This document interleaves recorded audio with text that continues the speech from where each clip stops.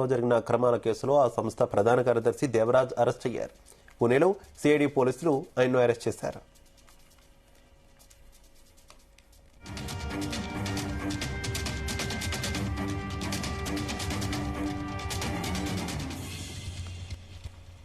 ఇక HCA scam కేసులో ఏటుగా ఉన్న దేవరాజు ఉప్పల్ ఇన్స్పెక్టర్ సమాచారంతో సిఐడి నుంచి తప్పించుకున్నారు.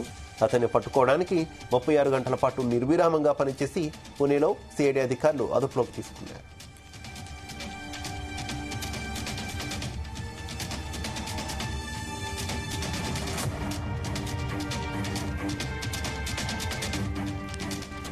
హైదరాబాద్, భద్రాచలం, కాకినాడ, వైజాగ్, తిరుపతి, నెల్లూరు, చెన్నై, కాంచీపురం, బెంగళూరు, పూణే, యానాం నగరాల్లో తిరిగిన దేవరాజు ఇతర రాష్ట్రాల పోలీసుల సమన్వయంతో దేవరాజును సిఐడి అధికారులు పట్టుకున్నారు.